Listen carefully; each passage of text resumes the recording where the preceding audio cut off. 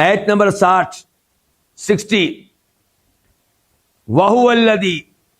اور وہی ہے جو یتوفا فوت کرتا ہے تمہیں،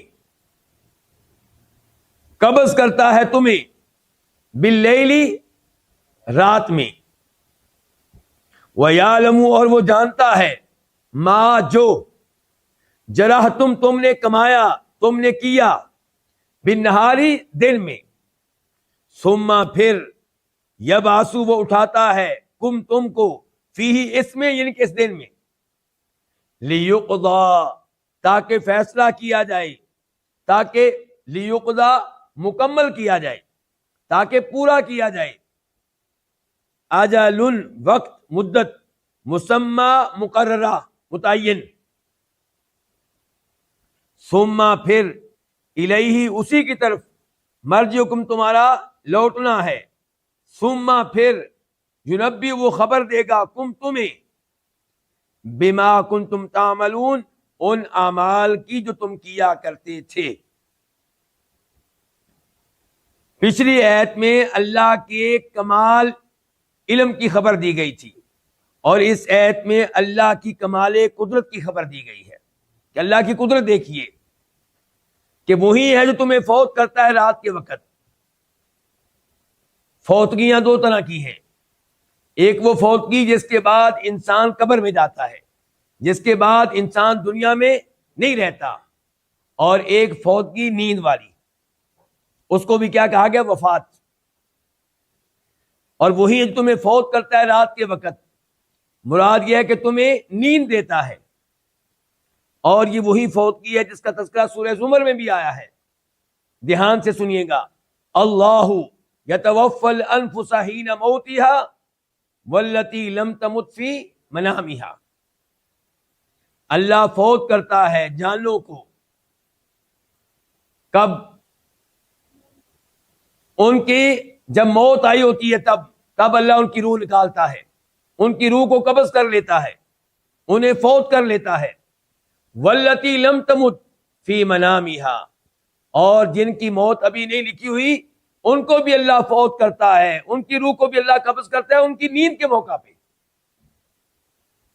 فَيُمْسِكُ الَّتِي قَضَى عَلَيْهَا الْمَوْتِ،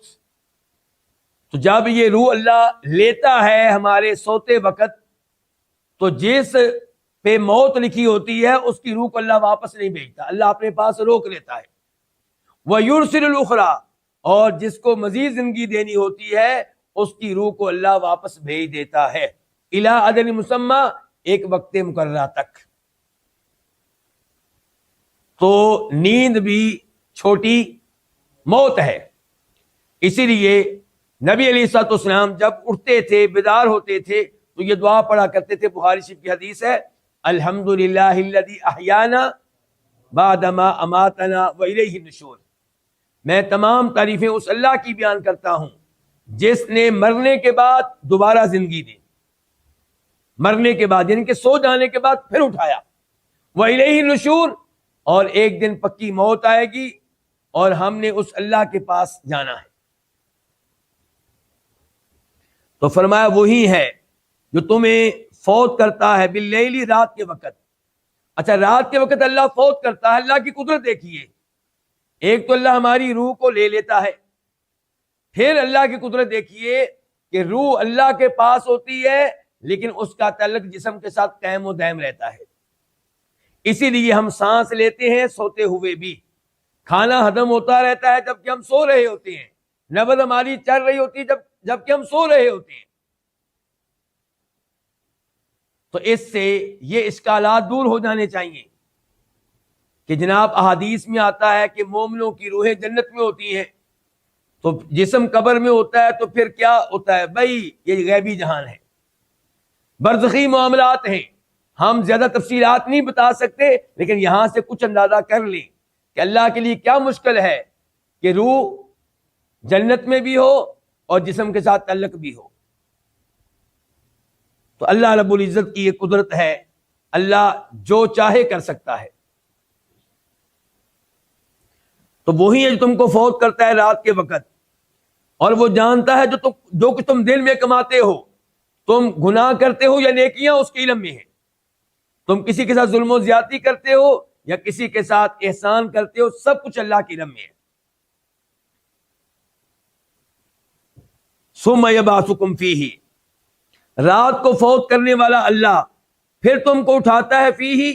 کس میں دن میں۔ کیوں؟ لیقضی اجل مسمی، تاکہ مقررہ مدت کو پورا کیا جائے، اللہ نے جو تمہیں عمر دی ہے وہ پوری ہو سکے، جو اللہ نے تمہیں رزق دینا ہے وہ پورا ہو سکے، جو اللہ نے عمر دینی ہے وہ پوری ہو سکے۔ ثم الیہ مرجعکم،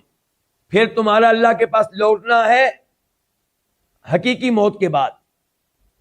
پھر وہ تمہیں خبر دے گا ان اعمال کی جو تم کرتے ہو۔ مراد یہ ہے کہ تمہیں بتائے گا تمہارے اعمال کے بارے میں اور اس کے مطابق تمہیں جزا دے گا۔ اچھے اعمال ہوں گے تو جنت میں جاؤ گے، برے اعمال ہوں گے تو جہنم میں جاؤ گے۔